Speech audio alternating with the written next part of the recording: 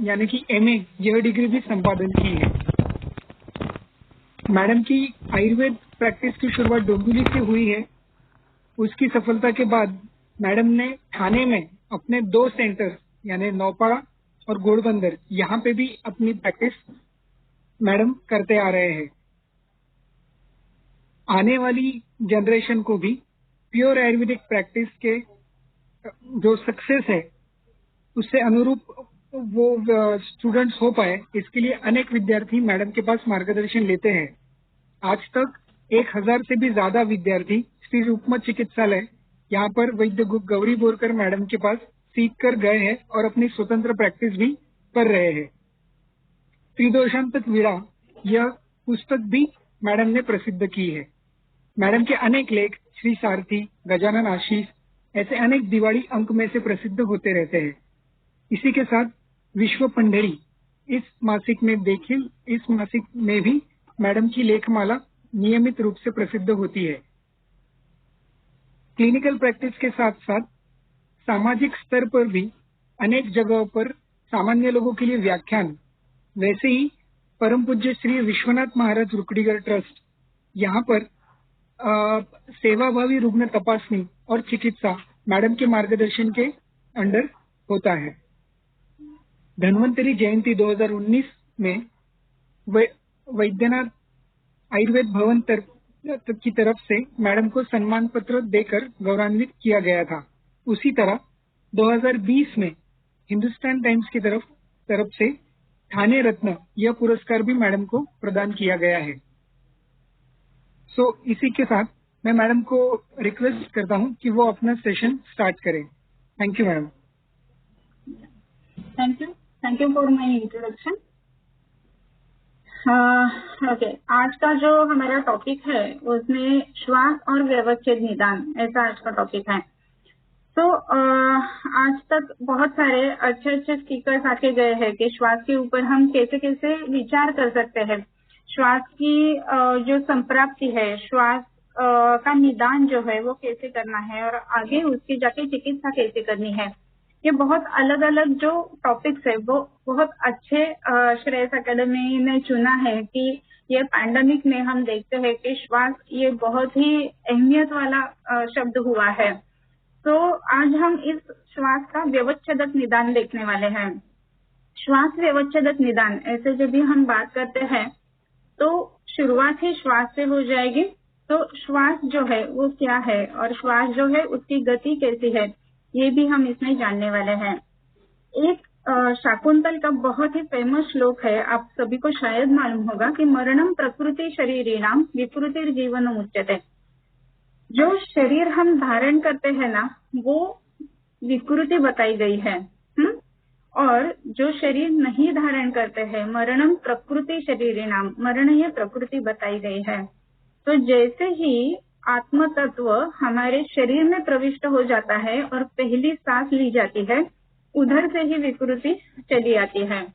तो ये विकृति और प्रकृति क्या है वो भी आज थोड़ा सा हम जान लेंगे। अभी जैसे मैंने बताया कि मरणम प्रकृति शरीरिणाम विकृतिर जीवितम उच्यते। अगर मरण ये प्रकृति है और शरीर धारण करना ये विकृति है, तो अभी हम जो बात करें ना ये सब शरीर धारण के बाद जो श्वास लगती है उसी में आज हम बातें करने वाले हैं। तो ये जो शरीर धारण हम करते हैं वो कौन सी सत्ता में आता है? तो आयुर्वेद के सिद्धांत से, वेदांत का जो सिद्धांत हमने माना है उसमें पारमार्थिक सत्ता, व्यवहारिक सत्ता और प्रातिभाषिक सत्ता, ये 3 सत्ता है। प्रातिभाषिक है, ये प्रातिभाषिक जो है ना इसमें जो हम सपने वगैरह देखते हैं और उसी में हमको लगता है कि सब वैसे की वैसे हो रहा है, वो प्रातिभाषिक सत्ता है। व्यवहारिक सत्ता यानी आज अब हम जो मृत्यु लोक पर जीते हैं ये जो है वो व्यवहारिक सत्ता है। और ये जो पारमार्थिक सत्ता है उसमें ये श्लोक है वो परफेक्टली बैठता है कि जैसे मरणम प्रकृतिर शरीरिणाम विकृतिर जीवनम उच्यते। जो हम अभी व्यवहारिक सत्ता में है, विकृतिर जीवनम जीवन में है, तो यही श्वास अगर हम अंतकुंभक करके धारण कर लेते हैं तो वो प्राकृत है और तभी जीवात्मा और परमात्मा का मिलन हो जाता है। तो ये जो है ये पारमार्थिक सत्ता है। तो आज हम इस व्यवहारिक सत्ता जो है उसी के बारे में बात करने वाले हैं। ये श्वास व्यवहारिक सत्ता में यानी हमारे जीवित जब भी रहता है ना, तभी ये श्वास कैसे शरीर में लक्षण उत्पन्न करता है और उसके व्यवच्छेद कैसे करने हैं वो आज हम देखने वाले हैं। तो श्वास जो है ये क्या है? तो प्राणवायो हो गत आगतम। हम जो सांस लेते हैं छोड़ते हैं इसी को श्वास ऐसे बोला गया है और इसका पुल्लिंग में उल्लेख आता है संस्कृत में। तो प्राणवायो हो गत आगतम, सांस अंदर लेना छोड़ना, सांस लेना छोड़ना, ये श्वास की निरुक्ति है। हम जैसे बोलते हैं ना कि श्वास फूल रही है, दम लग रहा है, तो इस जो श्वास का फूलना या फिर इस श्वास का दम लगना, ये जो है ये आयुर्वेद के हिसाब से हम जिसको श्वास बोलते हैं देते हैं। अदरवाइज नॉर्मल श्वसन, ये जो प्रक्रिया है उसी को भी श्वास बोला जाता है। तो ये श्वास जो है उसमें दो पद्धति से हमको ये देखना चाहिए कि श्वास जो है वो एक फिजियोलॉजी है और श्वास एक पैथोलॉजी भी है। श्वास फिजियोलॉजी क्या है कि जो हम प्राणोत्तर मूर्धकः उरक कंठ चरो बुद्धि, ये जो सब बताते हैं ना, ये शारीरिक क्रिया में जो श्वास की ये आ जाती है। और ये जो विकृति जो है ना वो श्वास यानी श्वास व्याधि, ये हमको देखना चाहिए। तो श्वास ये बात जो है वो प्राकृत भी है और विकृत भी है। तो फिजियोलॉजी एंड पैथोलॉजी दोनों में उसका समावेश हो जाता है। फिर ये जो श्वास है उसमें श्वास क्या है, श्वास किसकी क्रिया है, उसकी थोड़ी सी फिजियोलॉजी भी देखनी चाहिए। तो अविकृत वात का जो कर्म रहता है ना वो श्वास है। तो तम चलः उत्साहो श्वास निश्वास चेष्टा वेग प्रवर्तनैः सम्यक गत्या च धातूनाम अक्षराणाम पाठवेन चाहिए। जो प्राण के प्राकृत वात के जो कार्य बताए गए हैं उसमें ये निश्वास उच्छ्वास ये कार्य बताया गया है। तो हम नॉर्मली जो सांस लेते हैं छोड़ते हैं, निश्वास उच्छ्वास ये अविकृत वात का कर्म है। तो इसी में हम ये बीज देख सकते हैं कि वात की गति अगर विकृति हो जाती है तो इसमें उत्साह श्वास निश्वास, ये श्वास निश्वास में भी विकृति आ जाएगी और जिसको हम श्वास व्याधि बोलते हैं वो इसी से चालू हो जाएगा। तो इसमें ऐसा हमको देखना है कि वात की गति बदलना, वात विकृत होना, इस विकृति का कार्य जो है वो ये श्वास है। तो ये श्वास जो है ना उसमें भी व्याधि रूप श्वास है और लक्षण रूप श्वास है। ये जो व्याधि रूप श्वास है उसमें जैसे कि श्वास व्याधि हम बोलते हैं इसका हम निदान करते हैं। ये लक्षण रूप श्वास क्या है वो भी आज हम जानने वाले हैं। बहुत बार ऐसे होता है कि ये जो सांस जो फूलती है उसमें जो श्वास व्याधि है वो नहीं है, मुख्य व्याधि जो है वो कुछ अलग रहती है, जैसे कि पांडु है, जैसे कि उदर है, और उसमें लक्षण स्वरूप करके श्वास आता है। तो ये लक्षण रूपात्मक श्वास विकृति और श्वास ये निदान जो भी हम करते हैं ना तो वो व्याधि रूपात्मक श्वास विकृति ऐसे हो जाता है। तो व्याधि रूप इसके क्या है वो भी हम देखेंगे। श्वास क्या है? तो श्वास महाव्याधि जो बताए गए हैं ना उसमें आया है। सुश्रुत उत्तर तंत्र में जो अलग अलग 8 किस्म के जो बड़े व्याधि बताए गए उसमें ये श्वास है। ये शीघ्रकारी रोग है और इसी के लिए इसको जो चिकित्सा करनी है वो बहुत जल्दी करनी चाहिए और चिकित्सा करने के लिए उसका निदान जो है वो भी हमको बहुत जल्दी करना चाहिए और इसी के लिए ये व्यवच्छेदक निदान श्वास का जो है वो बहुत ही इम्पोर्टेंट होता है। सर्वेपि रोगा नाशाय न त्वेवं शीघ्रकारिणः सिद्धा श्वासौ तथा तौ हि मृत्यु काले कृतारेयौ एते सिद्धेयुरव्यक्ता व्यक्ताः प्राणहरा ध्रुवम। अष्टांग हृदय निदान कारणी ये बताते हैं कि एते सिद्धेः अव्यक्ताः सिद्धेयुः अव्यक्ताः। जब ये अव्यक्त रहते हैं ना श्वास व्याधि तो वो सिद्ध होते हैं, यानी उसकी चिकित्सा करने पर हमको बहुत अच्छे से यश मिलता है। लेकिन व्यक्ताः प्राणहरा ध्रुवम, यही श्वास व्याधि जब भी व्यक्त स्वरूप में हो जाती है, बहुत ही तकलीफ वाली रहती है ना, तभी ये प्राणहर करने वाली है। तो इसमें प्राणहरत्व का बहुत बड़ा जो धोखा बोलते हैं वो है और इसी के लिए श्वास व्याधि की चिकित्सा करते समय उसका व्यवच्छेद बराबर होना ये बात बहुत ही इम्पोर्टेंट है। उसके साथ ही इस श्वास व्याधि का जो निदान है वो जल्दी होना ये भी इम्पोर्टेंट है, क्योंकि इसमें चिकित्सा भी बहुत जल्दी करनी पड़ती है। तो इसी के लिए ये महाव्याधि या फिर घोर व्याधि, शीघ्रकारी व्याधि ऐसे बताया गया है। तो श्वास जो अगर शीघ्रकारी व्याधि है, तो ये जो श्वास है ना, तो अष्टांग हृदय का निदान जो है उसमें श्वास के 5 प्रकार बताए गए हैं अलग अलग। तो ये जो श्वास के जो प्रकार है उसमें हम देखते हैं कि पहला जो है वो क्षुद्र श्वास करके आया है। ये जो क्षुद्र श्वास है ना, ये कैसे होता है? तो पहले इसकी निदान संप्राप्ति जो है ना, वो तो कास वृद्धा भवेत् श्वासः पूर्वैर्वा दोषकोपनैः आमातिसारवमतो विषपाण्डुज्वरैरपि रजोधूमानिलैर्मर्म घाताततिः माम्बुना क्षुद्रकस्तमकश्छिन्नो महानोर्ध्वश्च पंचमः। ये कैसे होता है श्वास की जो संप्राप्ति है? मुझे मालूम है आज का जो हमारा सब्जेक्ट है वो व्यवच्छेद है, लेकिन थोड़ी सी अगर संप्राप्ति मालूम होती है ना, तो ही हम अच्छे से व्यवच्छेद कर सकते हैं, और इसी के लिए ये व्यवच्छेद भी उतना ही इम्पोर्टेंट रहता है। तो इसको संप्राप्ति को देखते हैं, तो इसके हेतु क्या है?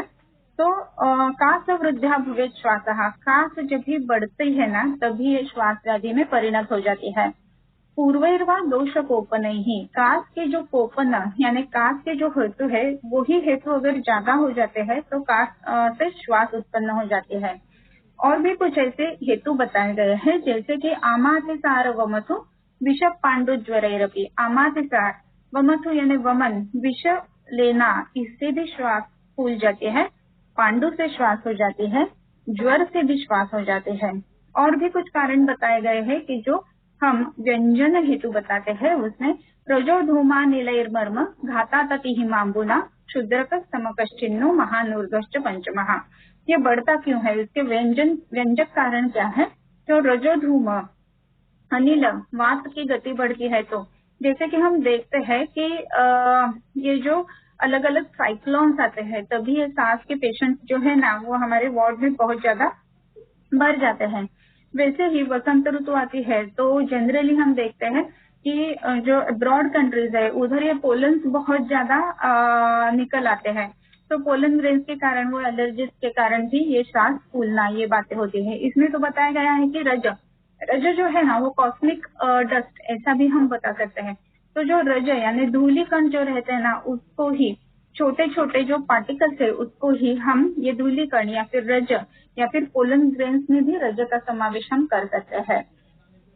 मर्म घातात, ये भी उसकी बात बताई गई है।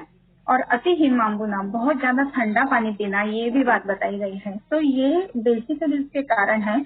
और फिर 5 प्रकार के ये श्वास बताए गए हैं, उसमें क्षुद्रकस्तमकश्चिन्नो महानूर्ध्वश्च पंचमः। इसमें पहला जो बताया गया है उसमें है क्षुद्र श्वास, राइट। तो क्षुद्र श्वास क्या है? तो तत्रायासाति भोजनैः प्रेरितः प्रेरयेत् क्षुद्रम स्वयं संशमनं मरुत्। तत्र आयास अतिभोजनैः प्रेरितः प्रेरयेत् क्षुद्रम श्वासम। ये क्षुद्र श्वास क्यों होता है? तो अति भोजन, बहुत ज्यादा खाना खाने से वात की गति है वो विकृत हो जाती है। या फिर आयास ने बहुत ज्यादा श्रम करने से भी वात की गति विकृत हो जाती है। और इसी के लिए जो प्रेरित वायु है वो जो है वो क्षुद्र श्वास पैदा कर देता है। अगर हम रेगुलर बेसिस पे दौड़ते नहीं है और एक ही दिन एकदम ज्यादा दौड़ने के लिए चालू कर देते हैं, असात्म्य जो क्रिया हम जिसको बोलते हैं वैसे अगर करते हैं, तो ये सांस जल्दी फूल जाती है। बहुत सारे ऐसे केसेस हम देखते हैं कि बाकी तो ठीक ठाक थी तबियत, लेकिन बहुत ज्यादा भागा है और फिर ये सांस लग गई है। तो ये सांस जो लगती है वो कैसे चमन हो जाती है? स्वयं संशमनम मरुत्, जो ये वात की गति प्राकृत हो जाती है, तो ये जो क्षुद्र श्वास है वो इमीडिएटली स्वयं ही शांत हो जाते हैं। और ये क्षुद्र श्वास जो है वो चिकित्सा करने में भी बहुत आसान है। इसी के लिए इसी को क्षुद्र बताया गया है, छोटा सांस है, क्योंकि ये थोड़ी अवधि के लिए ये सांस फूलती है।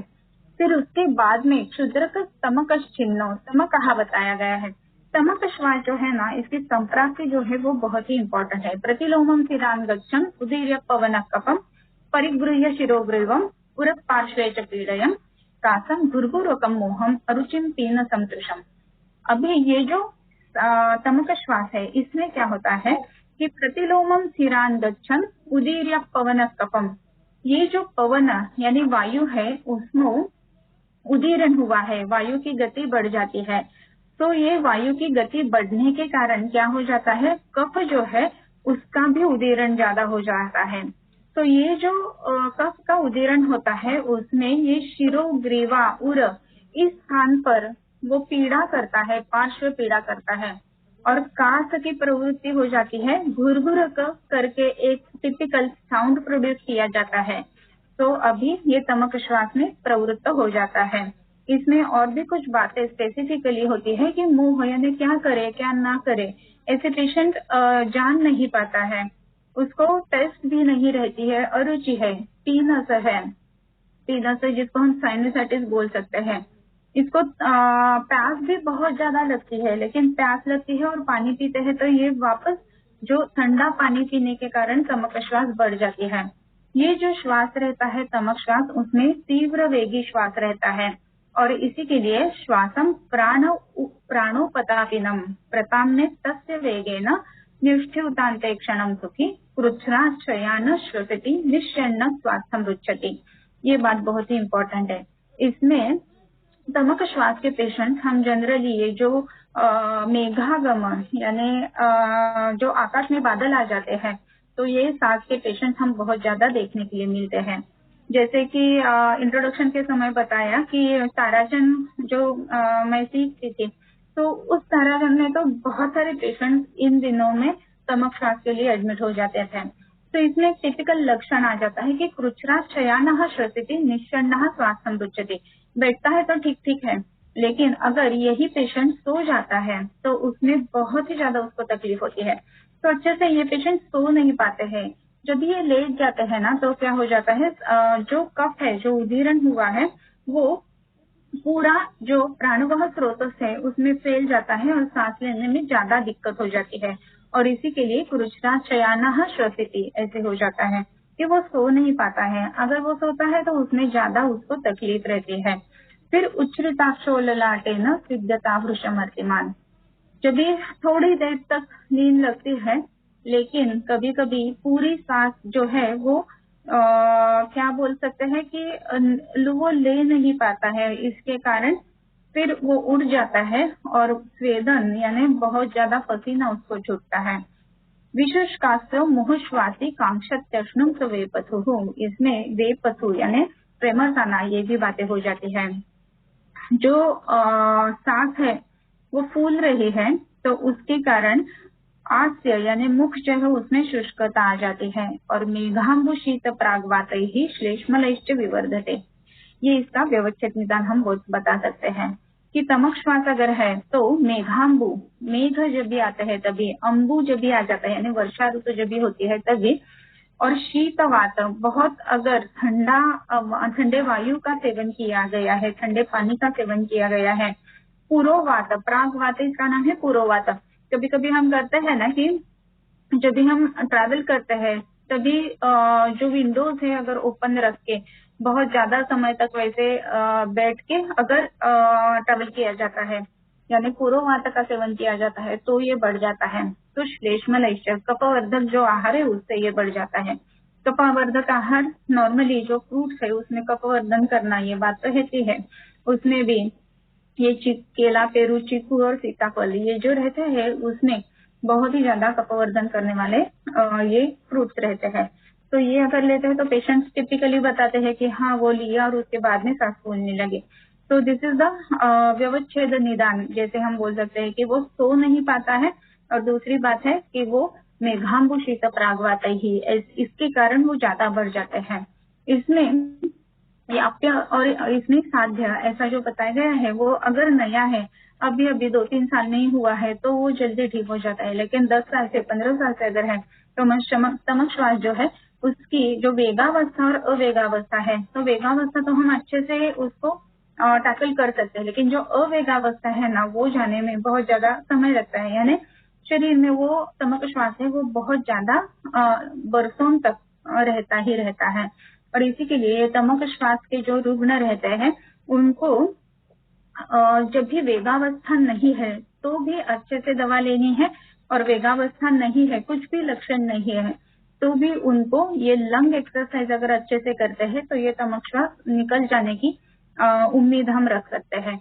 और इसी के लिए रेगुलर एक्सरसाइज करना, ब्रीदिंग एक्सरसाइज करना टिपिकली, जिसमें हम श्वसन अलग अलग बताते हैं कि उर श्वसन, उदर श्वसन और स्कंद श्वसन, इसका प्रयोग करना, इससे ये तमक श्वास जो है वो अच्छे से कम होते हैं।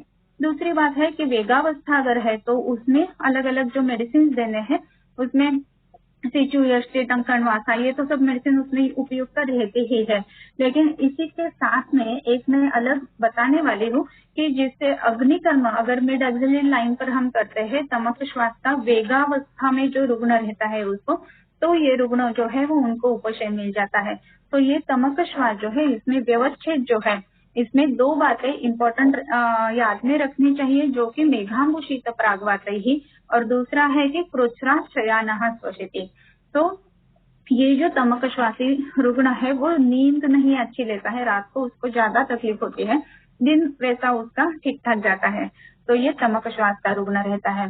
उसके बाद में प्रतमक, ऐसा एक अलग सा बताया गया है जिसे ज्वर मूर्छायुत शीत शाम्यक प्रतमक, प्रतमक और तमक ऐसे दो बातें बताई गई है। तो इसमें जिसमें ज्वर, मूर्छा ये भी बातें होती है तो उसको प्रतमक ऐसे बोलते हैं। सांस फूली है, मेघांबुशीत प्राग्वातै है ऐसे हुआ है, उसके बाद में ज्वर भी है, तो इसको हम प्रतमक श्वास ऐसे बोलेंगे। इसके बाद में जो आया है ना वो छिन्न श्वास ऐसे बताया जाता है। छिन्नाश्वसिति विच्छिन्नम मर्म छेद रुजार्गितः तत्वेद मूर्छ स्थानाहो बस्तिदाह निरोधवान अधोदृक् विप्लुताक्षश्च मुह्यन् रक्तैकलोचनः शुष्कास्य प्रलपन दीनो नष्ट छायो विचेतनः। छिन्न श्वास, ये छिन्न श्वास का निदान कैसे करना है? विच्छिन्न गति से इसकी सांस चलती है, जैसे मर्म छेद होकर जो पीड़ा रहती है वैसी पीड़ा इसको होती है।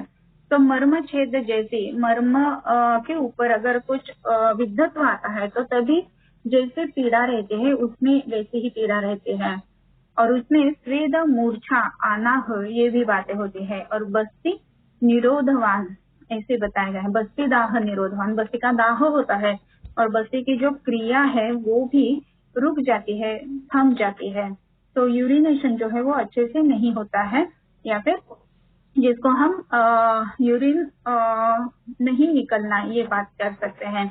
छिन्न श्वास जो है इसमें टिपिकल जो सांस लेने की पद्धति है वो विच्छिन्न, जिसको आजकल के भाषा में हम स्ट्राइडर बोल सकते हैं, वैसे ये छिन्न श्वास है। ये जो है ना वो ऊपर अच्छी तरह से देख भी नहीं सकता है और इसी के लिए अधोदृक् ऐसे बताया गया है।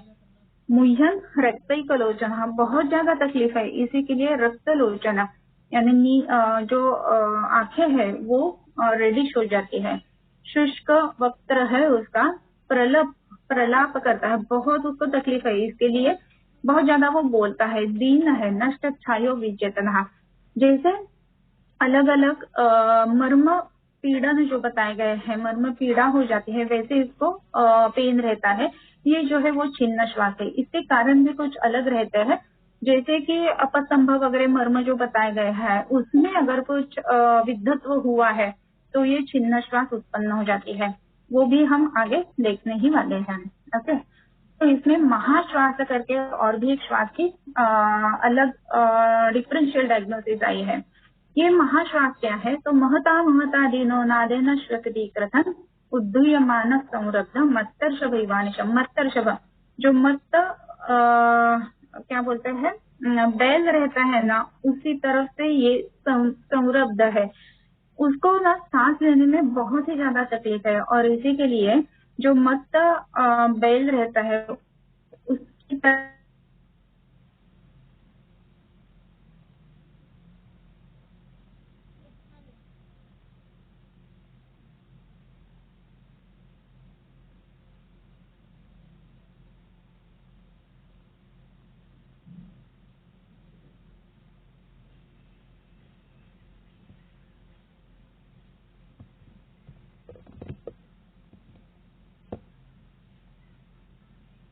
Hello hello madam, hello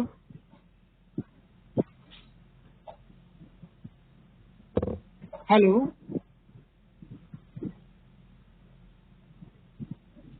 hello madam. बद्धम मूत्रवर्चावशीर्णवा शुष्ककंठो मुहुर्मुह्यन कंठ कर्ण शंख शिरोतिरो। इसमें कर्ण शंख शिर इसमें बहुत ही ज्यादा पेन रहता है इस पेशेंट में। तो जो पेशेंट गास्पिंग में रहते हैं ना, कि सांस उनकी पूरी नहीं हो पाती है, उनका O2 लेवल ड्रॉप डाउन हो जाता है, तो ये सब जो पेशेंट्स रहते हैं ना, ये महाश्वास में हम दे सकते हैं। तो महाश्वास ये एक अलग व्यवच्छेद निदान है जिसमें पेशेंट को बहुत ही ज्यादा तकलीफ होती है और O2 का क्रेविंग, ऑक्सीजन क्रेविंग बहुत ही ज्यादा इसमें रहता है। तो अलग अलग जो निदान बताए गए हैं उसमें उद्धूयमान संरब्धः ये ध्यान में रखना इसमें जरूरी है। उसके बाद में जो ऊर्ध्व श्वास बोला है, ऊर्ध्व श्वास इसकी गति कैसी है कि ऊर्ध्वता है। तो इसमें दीर्घम ऊर्ध्वम श्वसत्यूर्ध्वम न च प्रत्याहारत्यदः श्लेष्मावृत मुखस्रोताः क्रुद्धगन्धवहार्जिताः ऊर्ध्वद्रुक् वीक्षते भ्रांतम अक्षिणी परितक्षिपम मर्मसु छिद्यमानेषु परिदेवी निरुद्धः। इसमें दीर्घ ऊर्ध्वम श्वसिति, दीर्घ सांस लेने की वो तकलीफ ट्राई कर रहा है। न च प्रत्याहरति अधः, सांस अच्छी तरह से लेता है वो छोड़ नहीं पाता है, एक्सहेलेशन में उसको बहुत ही ज्यादा तकलीफ है। क्यों? क्योंकि श्लेष्मावृत मुख स्रोता, ये जो प्राणवायु स्रोत जो है उसके मुख जो है वो श्लेष्मा से आवृत है और इसी के लिए वो अच्छी तरह से एक्सहेल आउट नहीं कर पाता है। फिर क्रुद्ध गंध वहार्जितः ऐसे बताया गया है। ऊर्ध्वद्रुक् वीक्षते, इसमें भी अगर सांस अच्छी तरह से नहीं ली जाती है तो O2 क्रेविंग ही रहेगा और इसी के लिए जो दृष्टि है वो ऊर्ध्वद्रुक्, यानी हम बोलते हैं कि अरे इसके rolling of the eye ball हो रहा है, that is the craving for the oxygen. तो इसमें भ्रांतम योग क्या कर रहा है क्या नहीं कर रहा है इसमें उसको मालूम ही नहीं है और इसी के लिए इसको ऊर्ध्व श्वास ऐसे बोला गया है। तो इस ऊर्ध्व श्वास के जो पेशेंट्स रहते हैं ना, इसमें हम अलग अलग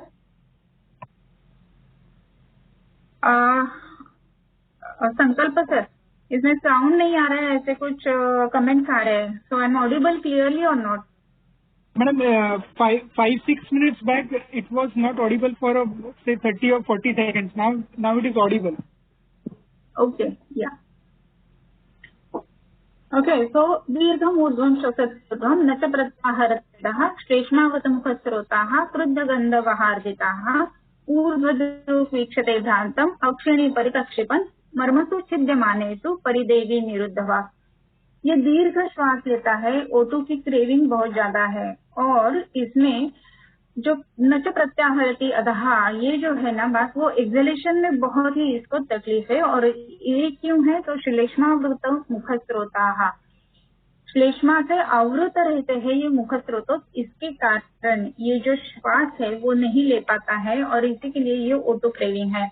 जैसे हम अलग अलग पेशेंट्स देखते हैं ना कि जिसमें जनरली कार्डियक अस्थमा के जो पेशेंट्स रहते हैं, तो इसमें भी हम देखते हैं कि ऊर्ध्वद्रुक् वीक्षते भ्रांतम, rolling up of the eyes, ये जो रहता है ये रहता है और इसी में भी मर्मसु छिद्यमानेषु परिदेवी निरुद्धः, मर्म छेदन की जो पीड़ा है ना वैसी इसमें रहती है और इसी के लिए ये जो दीर्घ श्वास है वो भी बहुत ही बड़ा व्याधि ऐसे बताया गया है।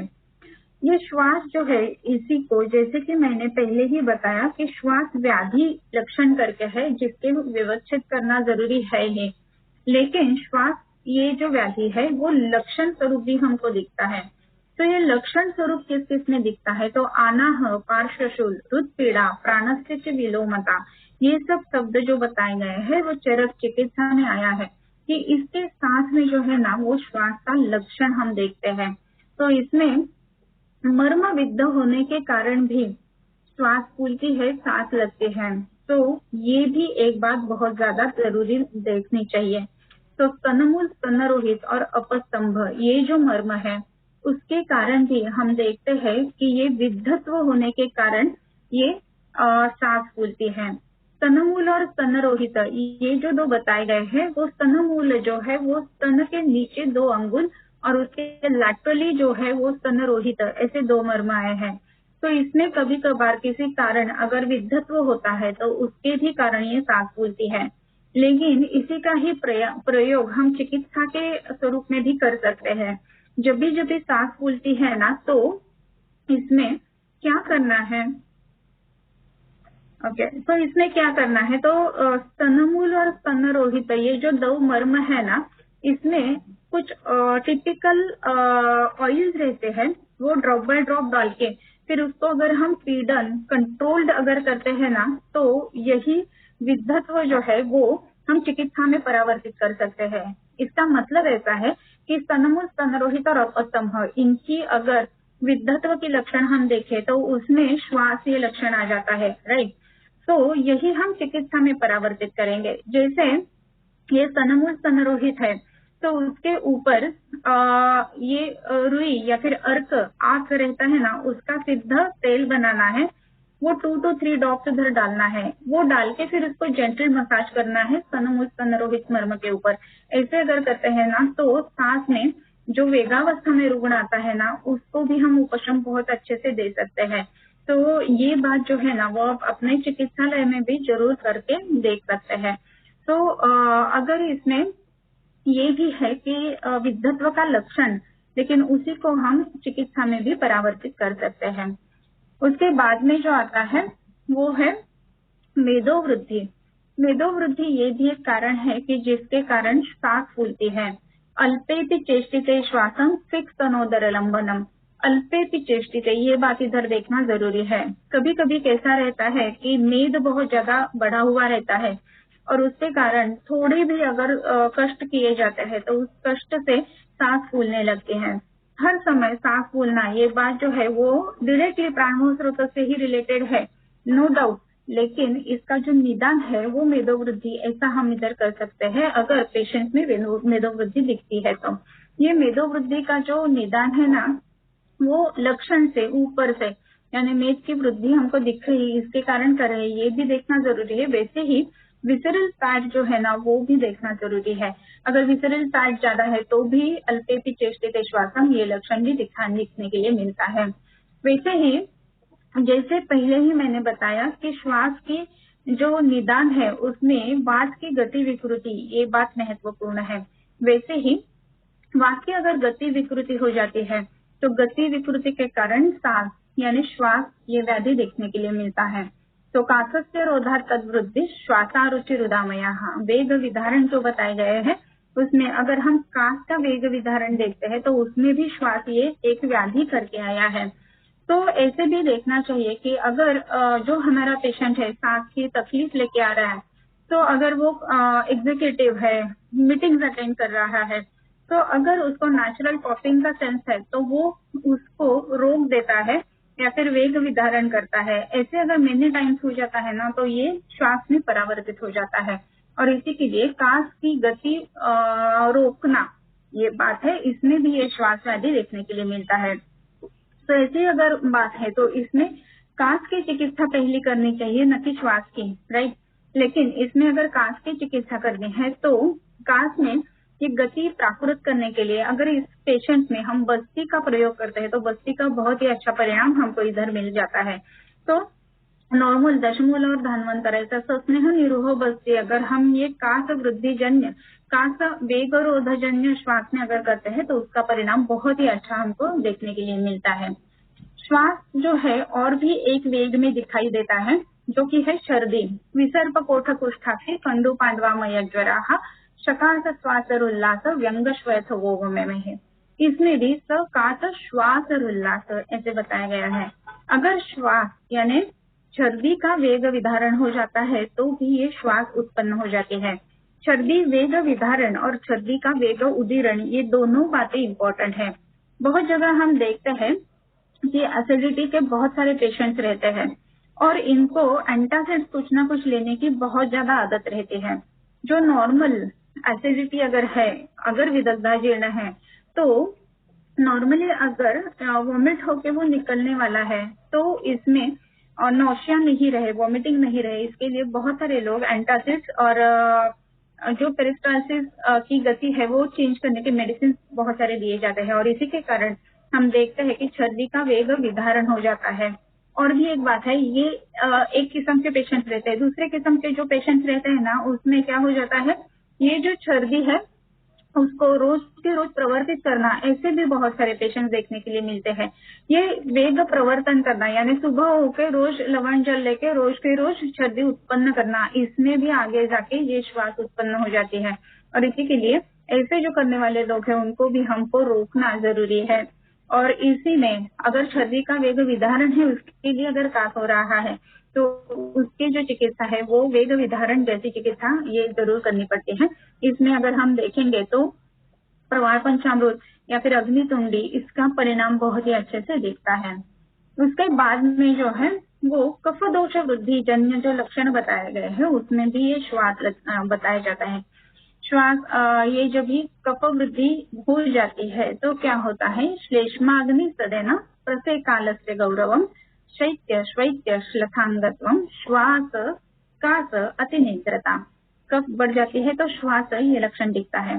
जैसे कि वात की गति विकृत होने के कारण श्वास बढ़ जाती है, वैसे ही कफ बढ़ जाने के कारण भी ये श्वास बढ़ जाती है। और इसी के लिए कफ जो है वो स्रोतों का अवरोध कर देता है और इस अवरोध के कारण जो है वो श्वास फूलने लगती है। ये अवरोध दूर करने के लिए कफ दोष जो है वो कम करना बहुत ही ज्यादा जरूरी है। और इसी के लिए कफ के कारण जिन जिन पेशेंट्स में श्वास बढ़ गया है उसमें कफ क्षय करने वाली या फिर कफ का शमन करने वाली चिकित्सा जो है वो इम्पोर्टेंट है। इसमें बेसिकली अगर छोटे बच्चे हम देखेंगे ना तो उसमें ये बहुत सारे पेशेंट ऐसे दिखने के लिए मिलते हैं। जनरली जो छोटे बच्चे रहते हैं उसमें अगर ये जो फल रहते हैं वो अगर ज्यादा मात्रा में लिए जाते हैं तो कफ बढ़ जाती है और फिर इनकी सांस फूलने लगती है। तो इसमें चिकित्सा क्या करनी है, तो अतसी रहता है ना, उसका अगर क्वाथ बना के उनको पिलाया जाता है तो एक कफ जो है वो पिघल कर निकल जाता है। ऐसे जो पेशेंट्स रहते हैं उसमें अतसी का हम छाती के ऊपर उपनाह भी कर सकते हैं। आजकल के जो पैंडेमिक के जो भी बड़े पेशेंट हम देख रहे हैं उसमें भी अगर सांस फूलने लगी है और अगर कंसोलिडेशन हुआ है या फिर जैसे ग्राउंड ग्लास अपीयरेंस है, ऐसे केसेस में भी हम अगर अतसी उपनाह करते हैं तो कफ पिघल के निकल जाता है और जो प्राणवायु स्रोत है वो जो अवरोध हुआ है उसका वो दूर हो जाता है। और इसी के लिए कफ विकृति दूर करना ये बात और इम्पोर्टेंट रहती है। इसमें सीतोपलादी चूर्ण जो है उसका भी परिणाम बहुत ही अच्छे से दिखता है। जो सीता यानी खड़ी शाखा रहती है ना, शर्करा रहते हैं, वो इस कफ को पतला करने के लिए मदद करते हैं विलयन रूपा वृद्धि करके। और पिपली वगैरह जो द्रव्य है वो कफ का साक्षात शमन करने में काम करते हैं। तो ऐसे जो केसेस है कि जिसमें कफ दोष की वृद्धि के कारण श्वास ये लक्षण दिख रहा है उसमें ऐसी चिकित्सा करना जरूरी रहता है। वैसे ही आमाशय और पक्वाशय तो जो रोग है उसमें ये श्वास आया है। तो ये श्वास बेसिकली क्या है, तो अंतःकोष्ठ महास्रोत आम पक्वाशयाश्रय तत्स्थान, अंतःकोष्ठ के स्थान में कौन कौन से व्याधि होते हैं, तो छर्दी अतिसार श्वास कास जो रोदराहा ऐसे बताया जाता है। तो श्वास कास ये जो व्याधि है वो अंतःकोष्ठ के व्याधि है। दिखने के लिए प्राणवायु स्रोत को ऐसे आजकल मॉडर्न साइंस के हिसाब से मॉडर्न के एंगल से देखते हैं तो हमको ये लंग एपरेटस जो है वो उसमें शामिल है ऐसा दिखता है, लेकिन ये जो है वो आम पक्वाशयाश्रय ऐसे ये कास और श्वास ये व्याधि बताया गया है। और इसी के लिए जो श्वास है वो आमाशयोत्थ या फिर आमाशय समुद्भव ऐसे इसका जो निदान है वो हो जाता है। और इसी के लिए इसकी चिकित्सा जो है वो आमाशय के ऊपर भी करना बहुत ज्यादा जरूरी रहता है। आम आशय यानी शरीर में जो अन्न आहार लिया है उसका सामता जो भी है, आम यानी वो पक्व नहीं हुआ है, वो जो आशय जो है वो आम आशय है। और इसी आम को पाचन करने के लिए अगर हम चिकित्सा दे देते हैं तो श्वास ये व्याधि है वो रोकने के लिए हम जरूर कामयाब हो सकते हैं। और इसी के लिए आजकल के जो पैंडेमिक के भी पेशेंट्स हैं हम देखते हैं तो उसमें अगर बहुत ज्यादा खाना दे दिया है, बहुत हेवी टू डाइजेस्ट ऐसा फूड दिया है तो सांस ज्यादा फूलती है। तो ऐसे केसेस में क्या करना चाहिए, तो इसको लंघन देना है और लंघन के समय ही इसको क्या देना है, तो निराहार लंघन अगर दे देते हैं तो उसकी इम्यूनिटी या फिर उसकी जो ताकत है वो कम हो जाएगी। तो इसी के लिए लघु आहार लंघन ऐसे इसमें देना चाहिए। लघु आहार लंघन कैसे देंगे, तो मुद्दा का यूज जो है वो अगर इस केसेस में हम देते हैं तो वो हजम होने में भी हल्का हो जाता है, इजी हो जाता है और ये आम जो है वो भी कम करने में मदद करता है। तो आम नहीं बढ़ेगा तो श्वास नहीं बढ़ेगा। और इसी के लिए इस पैंडेमिक में जो हम चिकित्सा देंगे उसमें एक महत्वपूर्ण घटक रहता है इस मुद्गयूश का। तो एक समय यानी मॉर्निंग में अगर पेशेंट को हम बराबर खाना देते हैं, रोटी सब्जी दाल चावल, तो शाम को इसको अगर रोज खाली मुद्गयूश अगर दे दिया जाता है तो ये श्वास जो है इसकी तकलीफ कम करने में बहुत ही हम अच्छे से कामयाब हो सकते हैं। वैसे ही श्वास जो है वो कुछ ज्वर में भी आया है और इसी के कारण आजकल का जो पैंडेमिक चल रहा है उसमें निदान जो हम बहुत पेशेंट्स का कर सकते हैं उसमें वात कफज ज्वर के पेशेंट्स बहुत ज्यादा देखने के लिए मिलते हैं और इसी को वात बलातक ज्वर ऐसे भी बताया जाता है। कफज ज्वर जो है उसमें भी ये श्वास करके लक्षण आया है। कफज ज्वर में अगर हम देखते हैं तो विशेषात अरुचिर जाड्य स्रोतो रोध अल्प वेगता प्रसेको मुख माधुर्य रुल्लेप श्वास कीनता। तो कफज ज्वर और वात कफज ज्वर इन दोनों के कारण श्वास ये लक्षण देखने के लिए मिलता है। तो वात कफज ज्वर में तापहान्य रुचि पर्व शिरोरोग पीनस श्वसन, श्वसन इसका मतलब है श्वास। तो वात कफज ज्वर और कफज ज्वर ये दोनों ज्वर में हम ये देखते हैं कि श्वास ये लक्षण आता है और इसी के लिए अगर पेशेंट हमारे पास ज्वर लेके आता है या फिर हमारे पास अगर पेशेंट पीनस लेके आता है, सर्दी है, खांसी है, पीनस है, साइनोसाइटिस है और उसके साथ में ज्वर है, तो उसके आगे जाने वाली जो संप्राप्ति है वो श्वास की तरफ जाने वाली है और इसी के लिए इसमें कफज ज्वर का दवा या फिर वात कफज ज्वर की औषधि ये देनी चाहिए। इसी केसेस में हम जरूर रस सिंदूर यूज कर सकते हैं, टंकन यूज कर सकते हैं, सिचू यूज कर सकते हैं या फिर हम पिपली क्षीर पाक का भी प्रयोग इसमें कर सकते हैं कि जैसे ज्वर भी निकल जाए और ये श्वास भी व्याधि है वो भी निकल जावे। तो इसी के लिए श्वास और ज्वर ये दोनों बहुत ही ज्यादा इम्पोर्टेंट है। बेसिकली आजकल का जो पैंडेमिक चल रहा है उसके हिसाब से ये तो बहुत ही ज्यादा अहमियत रखता है। तो हमारा निदान जो है ना तो हमारे शास्त्र के अनुसार अगर किया जाता है तो बहुत सारे उसमें हम औषधियां भी पा सकते हैं। मॉडर्न का निदान और हमारी दवा ऐसे अगर देखेंगे ना थोड़ी सी दिक्कत हो जाती है और इसी के लिए निदान का चश्मा जो है वो भी आयुर्वेदिक रहना चाहिए ऐसे मुझे लगता है। ओके, तो श्वास जो है और भी बहुत सारे व्याधियों में देखने के लिए मिलता है।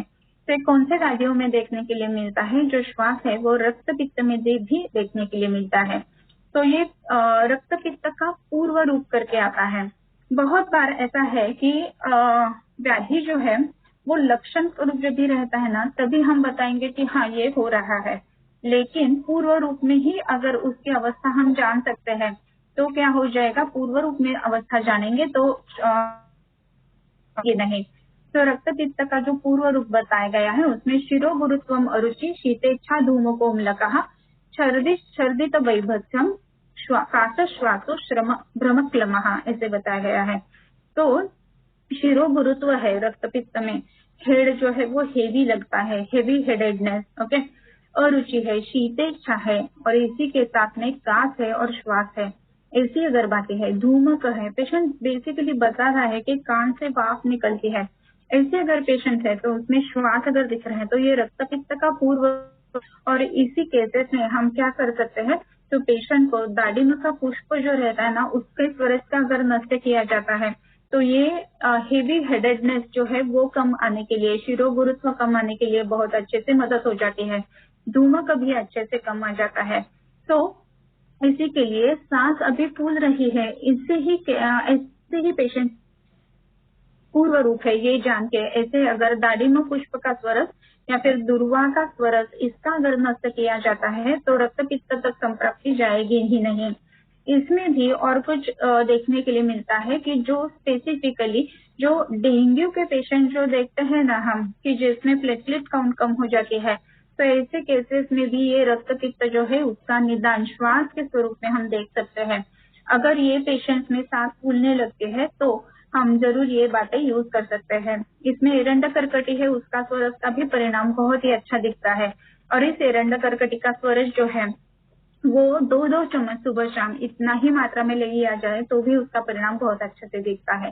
कैसे है कि मात्रा जो है वो पेशेंट का, रुग्ण का वय क्या है, बल क्या है, अवस्था क्या है, ये सब देख के तय की जाती है और इसी के लिए हर एक पेशेंट के लिए ये मात्रा जो है वो अलग अलग हो सकती है। इसमें कुछ खास के जो व्याधि आए हैं उसमें भी श्वास ये लक्षण करके देखने के लिए मिलता है। तो जो क्षतज कास है उसमें भी ये श्वास करके लक्षण दिखाई देता है। क्षत यानी क्या कि कुछ अंदर लंग टिश्यू जो है वो जो है उसमें कुछ लग गया है, क्षत हुआ है, ऐसे जो केसेस है वो ऊपर से बाह्य क्षत रहेगा या फिर निज क्षत रहेगा। बाह्य क्षत जो है वो पूर्वी के काल में जब भी युद्ध वगैरह होते थे तो बाण वगैरह लग के ये क्षत होते थे, फिर क्षतज कास इसमें परावर्तित हो जाते हैं। लेकिन अंदर ही अंदर अगर कुछ फॉरेन बॉडी है तो उसके कारण भी क्षत हो सकता है। कभी कभी मैंने तो एक पेशेंट ऐसे भी देखा है कि उसको सांस बहुत ही फूल रहे थे, अलग अलग मेडिसिन देने के बाद भी उसके सांस कम नहीं हो रहे थे, उसको तकलीफ हो ही रहता है। टिपिकल स्ट्राइडर जैसा उसका ब्रीदिंग साउंड था। तो इसमें बहुत देने के बाद भी, अग्निकर्म करने के बाद भी जो श्वास कम नहीं आया तो उसको मैंने लैरिंगोस्कोपी करने के लिए बोला था। तो लैरिंगोस्कोपी करते समय उसके लैरिंग्स के अंदर यानी ब्रोंकस में, मेन जो ब्रोंकस है ना उसमें एक टुकड़ा मिला। किस चीज का मालूम है? तो ये जो तमाल पत्र बिटल लीफ जो रहता है ना उसका टुकड़ा मिला। पुलाव वगैरह में जो बनाते हैं ना वो, तो कभी कभार जो हम गड़बड़ी से खाते हैं तो उसमें ये जो छिन्न श्वास करके जो पहले बताया गया था ना, शुद्ध श्वास छिन्न श्वास, तभी वैसे जो है उसमें वो वो ठीक तरह से नहीं होता है, गड़बड़ी हो जाती है, वेग विधारण हो जाता है। तो उसी के कारण में क्या हुआ था, वो जो लीफ है वो अंदर अटक गया था और उसके बाद में इसको क्षतज कास, और उसी के कारण ये श्वास ये लक्षण देखने के लिए मिलते थे। तो इसमें कुछ लक्षण आते हैं जैसे कि पारावत इवा पूजन पार्श्वशीली तत्व, जो पारावत जैसा आवाज उसकी आती है। ये पारावत जैसे आवाज है वो टिपिकल साउंड है, पिजन चेस्ट जिसको बोलते हैं वैसे। और इसी में जो स्ट्राइडोर करके साउंड लंग के हम बोलते हैं जो कि ऑब्स्ट्रक्शन से आते हैं, ऐसे केसेस में भी श्वास देखने के लिए मिलता है। तो ये क्षतज कास है कि जो निदान है और इसमें श्वास ये लक्षण हम देखते हैं। तो उसके बाद में राजयक्ष्मा में भी हम ये श्वास ये लक्षण देखने के लिए मिलता है। तो जब भी दोष ऊर्ध्वगत हो जाता है तो भी राजयक्ष्मा में ये श्वास ये लक्षण देखने के लिए मिलता है। तीनस श्वास कास अंसमूर्ध स्वर रुजु रुचि ऊर्ध्वम विभ्रंश संशोष अधश्च अधिष्ट कोष्ठ है। ये जो श्वास है वो दोष जब भी राजयक्ष्मा में ऊर्ध्वगत होते हैं तो श्वास देखने के लिए मिलता है। तो ऐसे केसेस में क्या मेडिसिन देनी चाहिए? तो इसमें हम गुडुचामृत का बहुत ही अच्छे से यूज कर सकते हैं। अगर राजयक्ष्मा है और श्वास है, दोष ऊर्ध्वगत है, तो इसमें भी सीतोपलादि चूर्ण, तालिसादि चूर्ण, इनका प्रयोग बहुत अच्छे से कर सकते हैं। वैसे ही जैसे बताया गया है कि श्वास में क्या करना चाहिए, आप्तम लवण तैलेन, तो ये जो तैल जो यूज करना है ये अगर चंदन वाला लाक्षादी और उसके साथ में सैनो मिला के अगर स्नान किया जाता है ऊर्ध्वगत दोष में, तो राजयक्ष्मा की भी चिकित्सा उसमें अच्छे से हो जाती है और फिर श्वास भी कम हो जाता है। तो ऊर्ध्वगत दोष जो है उसमें राजयक्ष्मा अगर निदान है हमारा तो श्वास लक्षण में जरूर ये हम यूज कर सकते हैं। वैसे ही जो राजयक्ष्मा में कफ दोष है, तो कफ दोष से क्या क्या हो जाता है, कफात अरोचक छर्दी कासो मूर्धांग गौरव प्रत्येक पीनस श्वास। अगर कफ दोष प्रधान राजयक्ष्मा है, हम देखते हैं कि राजयक्ष्मा दो पद्धति से अनुलोम और प्रतिलोम ऐसे रहता है। तो जब भी कफ की विकृति होने के कारण राजयक्ष्मा उत्पन्न हो जाता है तो उसके कारण क्या हो जाता है, श्वास फूलती है। तो ऐसे केसेस में हम जो अलग अलग मेडिसिन यूज करेंगे उसमें भी तालिसादी यानी तालिस पत्र का जो चूर्ण रहता है उसके साथ में बाकी के द्रव्य है, तालिसादी चूर्ण का इसमें बहुत ही अच्छे से हम यूज कर सकते हैं। 1 सेकंड। अभी हम जिसको नॉर्मली कार्डियक अस्थमा और ब्रोंकियल अस्थमा ऐसे दो में विभाजित किया जाता है, वैसे रुद्रोग में भी श्वासीय लक्षण आ जाता है। जो वातज रुद्रोग बताया गया है इसमें अकस्मात दीनता, शोको, भयम, शब्दा सहिष्णुता, वेपतुर्वेष्टन मोह, श्वास रोध, अल्प नेत्रता ऐसे बताया गया। इसमें एक शब्द है श्वास रोध। इसमें जो रोध यानी सांस लेना जो है उसमें कुछ ना कुछ रुकावट आती है। ऐसे नहीं है कि वो सांस ले रहा है और सांस उसको पूरी नहीं होती है, ऐसी बात नहीं है।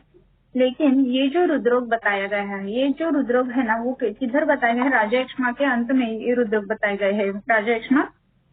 राजयक्ष्मादि निदान ऐसे बताया गया है। तो राजयक्ष्मा में ही इस हृदरोग का वर्णन किया गया है। तो इसमें मोह भी है, क्या करूं क्या नहीं करूं, इसका व्यवहार जो है वो पेशेंट नहीं करता है। वेपथु, इसमें ट्रेमर्स भी है। शब्द असहिष्णुता, कुछ भी सुनने के लिए वो राजी नहीं है। शोक है, भय है उसको। वो जो हृदरोग, वातज हृदरोग का जो पेशेंट है ना, उसमें उसको एक भय है कि अभी क्या होगा आगे जाके, क्योंकि श्वास रोध है, अल्प निद्रता, वो नींद भी नहीं अच्छे से ले सकता है। तो ऐसे जो वातज हृदरोग के जो पेशेंट्स रहते हैं ना, ऐसे केसेस में हम श्वास रोध अगर है तो इसमें रुद्र बस्ती का परिणाम बहुत ही अच्छे से ले सकते हैं। इस रुद्र बस्ती के लिए लाक्षादि तेल जो बताया गया है, उसका परिणाम भेषज रत्नावली में आया है। लाक्षादि तेल वो बहुत ही अच्छे से आता है। तो इसमें और भी हम अलग अलग तेल यूज कर सकते हैं। तो अर्जुन सिद्ध तेल जो है, इसका भी परिणाम इसमें अच्छा आता है। टिपिकली वातज हृदरोग जो भी रहता है तभी। तो श्वास रोध जो है, इसमें वातज हृदरोग में क्या करना है, तो रुद्र बस्ती हम कर सकते हैं। वैसे ही बुध बस्ती जो शारीर बस्ती रहता है, उसका भी परिणाम उसमें बहुत ही अच्छे से आता है।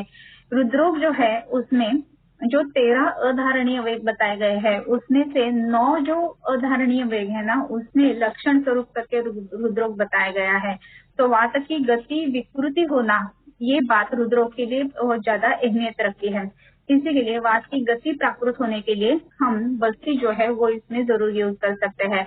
इसमें बेसिकली दशमूल और धन्वंतर, इसका भी परिणाम हम ले सकते हैं। और भी अलग अलग जो क्षीरपाक बस्ती है, कि जिसमें गुडुची क्षीरपाक या फिर अर्जुन क्षीरपाक, और इसमें हम ऐड करके जो घृत यूज करते हैं। तो ऐसे क्षीर घृत बस्ती जो है, उसका परिणाम इसमें बहुत ही अच्छा देखने के लिए मिलता है। फिर ये श्वास जो है ना, वो मदात्य में भी दिखते हैं। जो मद से भारी है या फिर मद्य बहुत ज्यादा सेवन करते हैं, ऐसे जो पेशेंट्स रहते हैं ना, उसमें भी श्वास ये लक्षण देखने के लिए मिलता है। उरो विबंध तिमिर कास श्वास प्रजागरहा, ये जो पेशेंट्स रहते हैं, इसमें उरो विबंध, छाती जो है ना, उसमें दीर्घ यानी बंध उसको हुआ है, ऐसे फीलिंग उसको रहता है। छाती में एकदम जकड़ाहट ये पेशेंट्स को रहती है। ये जो मध्यात्य की हिस्ट्री भी इस पेशेंट्स में हमको जरूर मिलती है। तो ऐसे अगर पेशेंट्स है ना, तो मध्यात्य से उनको बाहर निकालने के लिए खरजूर आदि मंत्र का प्रयोग हम अच्छे से कर सकते हैं। उसी के साथ में बेबी तक जो है उसका भी परिणाम हम कर सकते हैं। ऐसे जो पेशेंट्स रहते हैं ना, इसमें ये जो द्राक्षारिष्ट है उसका बस्ती का प्रयोग भी किया है और वो बहुत अच्छे से सफल हुआ है। तो श्वास जो है वो और भी कुछ व्याधियों में हम देख सकते हैं, जैसे कि अर्श है। अर्श में, अर्श के सामान्य लक्षण में भी श्वास देखने के लिए मिलता है। वातज अर्श के लक्षण में भी श्वास देखने के लिए मिलता है और कफज अर्श में भी श्वास देखने के लिए मिलता है। तो ऐसे ये जो पेशेंट है जो अर्श के हैं, उसमें सामान्य लक्षण करके, वातज अर्श का लक्षण करके और कफज अर्श का लक्षण, इसमें भी श्वास ये तकलीफ या फिर ये लक्षण देखने के लिए मिलता है। ऐसे जो अर्श के पेशेंट्स रहते हैं ना, उनमें बेसिकली बहुत ज्यादा अगर उन्होंने खाना खाया है तो उनको दिक्कत रहती है, सांस फूलने के लिए चालू हो जाती है। बहुत ज्यादा समय तक वो बैठते हैं तो भी उनको तकलीफ रहती है और सांस फूलने के लिए हो जाती है। ये जो पेशेंट्स रहते हैं अर्श के, उनके साथ में ये श्वास के साथ में ही कटिशु, ये भी लक्षण उनमें जनरली पाया जाता है। ऐसे जो पेशेंट्स है कि जिनमें अर्श है, उनमें बेसिकली हम देखते हैं कि आधभान बहुत ज्यादा रहता है। बहुत ज्यादा खाना खाया, जितनी इच्छा है उससे थोड़ा भी खाना खाया तो इनको सहन नहीं पाता है। तो ऐसा आधमान दूर करने के लिए इधर जो दीप यंत्र करके हम करते हैं, उसका परिणाम इसमें बहुत ही अच्छे से मिलता है। तो अर्श के पेशेंट्स में ये दीप यंत्र प्रेशर, नाभि पूरण, इसका भी प्रयोग करना चाहिए। अदरक का जो सरस रहता है, ऐसे अगर नाभि पूरण किया जाता है तो ये अर्श के पेशेंट्स में जो सांस फूलती है उसका परिणाम बहुत ही अच्छे से देखने के लिए मिलता है। जैसे अर्श है, वैसे ही ग्रहणी, अर्श और अतिसार ये एक दूसरे के अन्योन्य निदानभूत है। वैसे ये वातज ग्रहणी के जो पेशेंट्स रहते हैं, उसमें भी ये श्वास, ये लक्षण देखने के लिए मिलता है। तत्रा नीला तालुशोषक तिमिरम कर्णयोस्पनः पार्श्वरूपोषणं ग्रीवा रुजाभीक्षणं विसूचित रथेषु वृद्धि सर्वेषु सतृष्णा परिकर्यता जीर्णे गिरियादि चात्मान, आत्मान ये ज्यादा रहता है भुक्ते स्वास्थ्यं समुष्णुते वातज वातरुद्रोग गुल्माश क्लीह पाण्डुत्व शङ्कितः चिरात् दुःखं द्रवं शुष्कं तन्वानं शब्दतेनवत् पुनः पुनः सृजेत वर्ष पायुरुप श्वास कासवान। ये जो है ना वो वापस यानी बहुत बार मोशंस के लिए जाता है, तो तभी ये थक जाता है और सांस फूलने के लिए लगती है। तो टिपिकली वातज ग्रहणी के जो पेशेंट्स रहते हैं कि जिसमें वृद्धि सर्वरसाना बहुत ज्यादा ये खाऊं ऐसे उसको लगता है, हर एक रस की इच्छा उत्पन्न होती है। कर्णक श्वेड भी इन पेशेंट्स में रहता है। ऐसे जो पेशेंट है वो बहुत बार मोशंस के लिए जाता है, आत्मान उसमें जाता है, तो उसमें आत्मान होने के कारण ये श्वास फूलती है करना, ये बात अहमियत रखती है। और इसी के लिए वातज ग्रहणी के पेशेंट्स में हम जो मेडिसिन यूज करते हैं उसमें श्वास अगर है तो बिल्वा वाले जो है उसका परिणाम इसमें बहुत ही अच्छे से मिलता है। ये जो पेशेंट्स हैं उनको वास की गति प्राकृत रहती है। वैसे ही श्री बिल्वा तेल करके एक आया है जिसे पूर्ण शरीर को अगर स्नेहन किया जाता है तो ये श्वास जो है ग्रहणी के पेशेंट्स में बहुत ही अच्छे से कम हो जाते हैं। तो वैसे ही वातज प्रमेह में उपद्रव स्वरूप करके भी ये श्वास आया है। वातिकानाम उदावर्त कंठरुत ग्रह लोलता शूलम निद्रता शोष कास श्वासश्च जायते। प्रमेह का उपद्रव स्वरूप भी ये श्वास है। प्रमेह का जो पेशेंट्स रहते हैं उसमें ऐसा है कि क्या नहीं है कि जो उनको नहीं होता है, और इसी के लिए प्रमेह एक बहुत बड़ा व्याधि करके बताया गया है।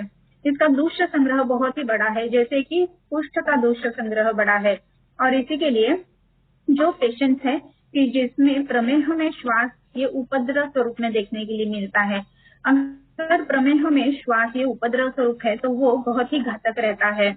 और इसी के लिए ऐसे पेशेंट जो है जिनमें प्रमेह है और श्वास है, ऐसे दोनों पेशेंट्स को बहुत ही जल्दी ट्रीट करना बहुत ही ज्यादा जरूरी रहता है।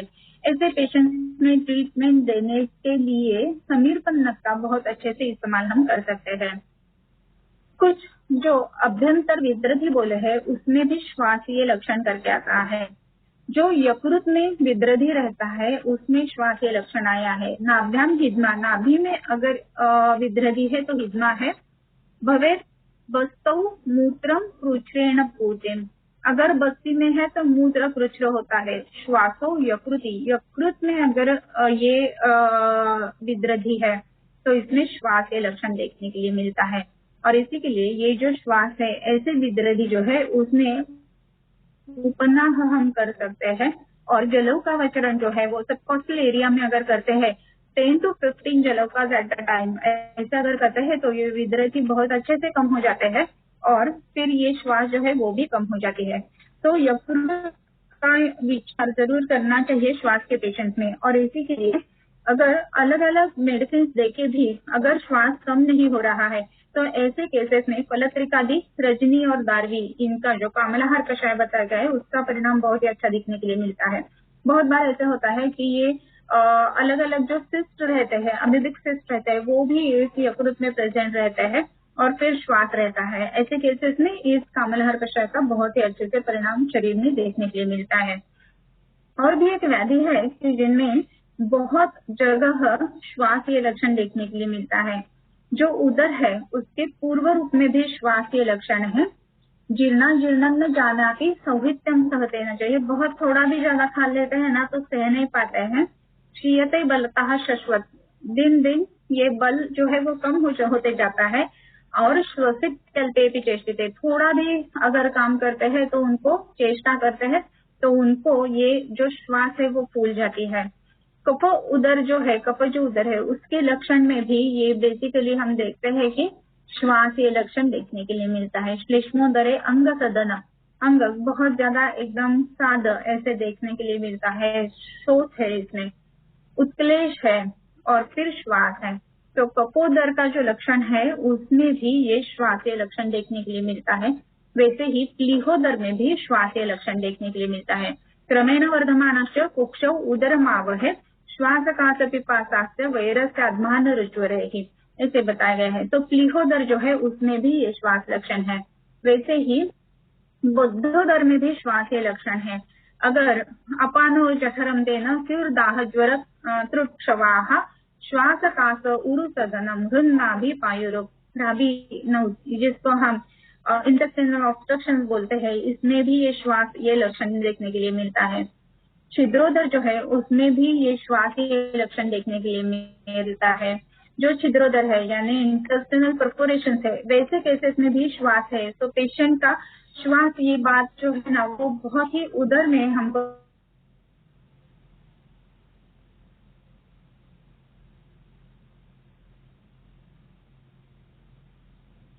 श्वास है ना देखने के लिए मिलता है। जलोदर में तो श्वास है ही, कास है श्वानावरण किरातकम।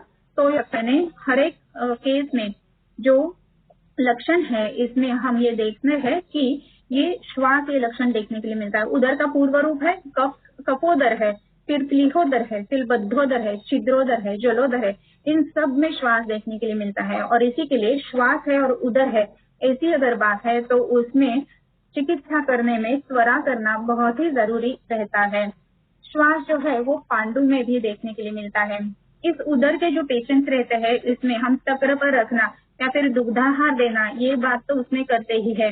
उसके साथ ही एक आपको मैं जरूर एक दवा बता दूंगी जिसको स्वर्णक्षीरी या फिर कांटे धोत्रा बोलते हैं, उसका घनपाक करना है। ये घनपाक जो है वो धतूर जो है वो आपको मालूम ही है कि सबको ब्रोंकियल स्पाज्म जो है वो कम करने के लिए मदद करता है। वैसे ही ये स्वर्णक्षीरी जो रहते हैं उसका येलोइश फ्लावर रहता है, उसके लिए उसको कीट धोत्रा भी बोलते हैं या फिर कांटे धोत्रा भी बोलते हैं।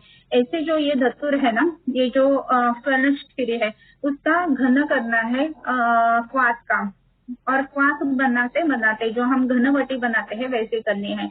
ये घनवटी अगर 2 या 3 समय दिए जाती है तो ये श्वास और उदर ऐसे जो पेशेंट्स रहते हैं उसमें बहुत ही अच्छे काम देखने के लिए मिलता है। इसी के साथ में वटपत्र बंधन इसका भी परिणाम देखने के लिए मिलता है। वटपत्र बंधन अगर हम करते हैं तो जो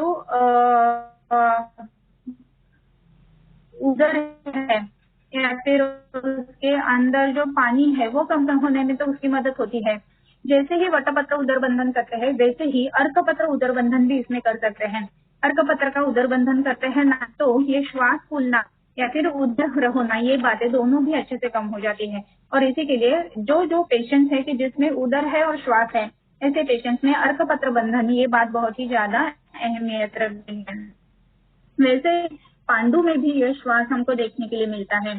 तो पांडु का जो सामान्य लक्षण है उसमें सन्न सख्ती ज्वरी श्वासी कर्णछेदी श्रमी भ्रमी ऐसे बताया गया है। तो पांडु जो है उसमें भी श्वास के लक्षण देखने के लिए मिलता है। जैसे जैसे पांडु के पेशेंट शोथ भी उसमें है, कफ ज्यादा है पांडु के केसेस में, तो ऐसे पेशेंट्स में क्या होता है कि जो निस्तार रस है वो पूरे शरीर में फैलता है और इसी के लिए शरीर को जो प्रीणन तर्पण ये बातें वो नहीं होती है तो सांस फूलने के लिए चालू हो जाती है। जो ऐसे केसेस है इसमें नवायास लोह फिर ताप्यादि लोह इनका परिणाम बहुत ही अच्छे से देखने के लिए मिलता है। तो पांडु के जो केसेस रहते हैं इसमें श्वास है ऐसी अगर बात है तो नवायास लोह बहुत ही अच्छे से काम करता है। वैसे ही ये जो पांडु के केसेस रहते हैं इसमें कौतशिलाजित इसका भी परिणाम बहुत ही अच्छे देखने के लिए मिलता है। श्वास जो है वो शोथ में भी देखने के लिए मिलता है। कैसे? तो श्वास अगर अच्छी तरह से ट्रीट नहीं किया जाता है, ओके, श्वास की अगर ट्रीटमेंट अच्छी तरह से होती नहीं है तो इसका परिणाम जो है वो शोथ में चला जाता है। पादाते ही मार्ग गमनम यानी न क्षोभिणा केवा श्वास कासा की साराशो जठर प्रदर ज्वराहा, यानी अगर श्वास की चिकित्सा अच्छी तरह से नहीं की गई है तो क्या हो जाता है तो ये शोथ की तरफ हमको ले जाता है। तो जिस श्वास की चिकित्सा अच्छी नहीं होती है तो इसमें शोथ हो जाएगा। इसी का मतलब है कि हम जैसे अलग अलग किस्म के एकांग शोथ बोलते हैं, वैसे लंग के जगह शोथ आना या फिर लारिंक्स के जगह शोथ आना या फिर पेशेंट सांस अच्छी तरह से नहीं ले रहा है ऐसी बातें हो सकती है।